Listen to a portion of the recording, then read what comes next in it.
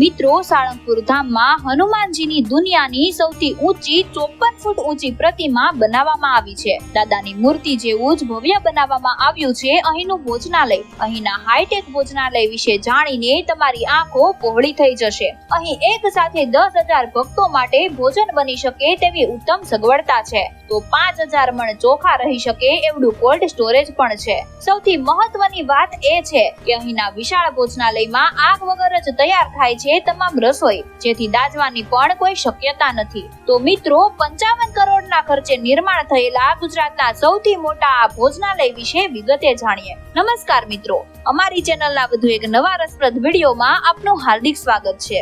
મિત્રો, બોટાદ જિલ્લાના બરવાળા તાલુકામાં વિશ્વ પ્રસિદ્ધ સાળંગપુર ધામ આવેલું છે, જ્યાં દેશ વિદેશથી ભાવિ ભક્તો દાદાના દર્શન કરવા માટે આવે છે. અહીં હનુમાન જયંતીના પવિત્ર દિવસે શ્રી કષ્ટભંજન હનુમાનજી દાદાની 54 ફૂટ ઊંચી પંચધાતુમાંથી બનેલી પ્રતિમા અને 55 કરોડના ખર્ચે નિર્માણ થયેલા ગુજરાતના સૌથી મોટા ભોજનાલયનું લોકાર્પણ કરાયું. 7 વીઘા જમીનમાં બનેલું આ ભોજનાલય ભલભલાને આશ્ચર્યચકિત કરી દે એવું છે. પૂજ્ય શ્રી હરિપ્રકાશ સ્વામીએ ભોજનાલય અંગે વાત કરતા જણાવ્યું હતું કે છેલ્લા 100 વર્ષથી સાળંગપુર ધામમાં ભોજનાલયની વ્યવસ્થા કરવામાં આવી છે, એટલે કે અહીં ભક્તોને પ્રસાદનો લાભ મળી રહ્યો છે. ભોજનાલય તો મોટું જ હતું, પરંતુ ધીમે ધીમે ભક્તોની સંખ્યા એટલી બધી વધી ગઈ કે ભોજનાલય પણ નાનું લાગતું હતું. પ્રસાદ લેવા માટે લોકોને લાઈનમાં ઊભું રહેવું પડતું હતું, જેથી આ સમસ્યાને દૂર કરવા અહીં 3.5 લાખ સ્ક્વેર ફૂટમાં નવા ભોજનાલયનું બાંધકામ શરૂ કરવામાં આવ્યું. આ હાઈટેક ભોજનાલયમાં એક સાથે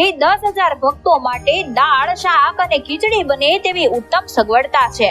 અહીંના મોટા મોટા વાસણોમાં એક સાથે 8,000 લોકો માટે શાક બને છે, 10,000 લોકો માટે ખીચડી અને કુકર જેવા મોટા તપેલા પણ છે, જેમાં એક સાથે 180 કિલો ચોખા માત્ર 20 મિનિટમાં તૈયાર થઈ શકે છે.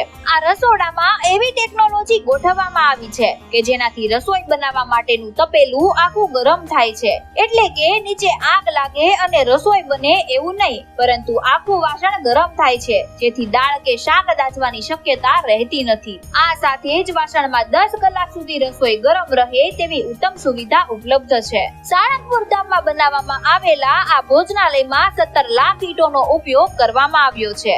મિત્રો, સૌથી મહત્વની વાત તો એ છે કે આ તમામ ઈંટો પર શ્રી રામ મંત્ર લખવામાં આવ્યો છે. તો આ સાથે જ ભોજનાલયના ફ્લોરિંગમાં પ્રસાદીની માટીનો ઉપયોગ કરવામાં આવ્યો છે, જેમાં શ્રી સ્વામિનારાયણ ભગવાનના 6 ધામ સાથે ગોકુળ, મથુરા, વૃંદાવન, દ્વારકા, સોમનાથ, બદ્રીનાથ, કેદારનાથ, જગન્નાથપુરી અને રામેશ્વરમથી માટી લાવવામાં આવી છે. તો આ સાથે જ ગંગાની રેતી પણ લાવવામાં આવી છે. આ બધી જ રેતી મિક્સ કરીને આ ફ્લોરિંગમાં પાથરવામાં આવી છે અને તેના ઉપર ટાઇલ્સ પણ લગાવવામાં આવી છે. તો તમામ ભક્તો હવે આ ભોજનાલયમાં બેસીને પ્રસાદ ગ્રહણ કરી શકે છે. તો મિત્રો, વિડીયો પસંદ આવ્યો હોય તો કોમેન્ટમાં જય શ્રી કષ્ટભંજન દેવ લખો તથા વિડીયોને લાઈક અને વધુમાં વધુ શેર કરો. ધન્યવાદ.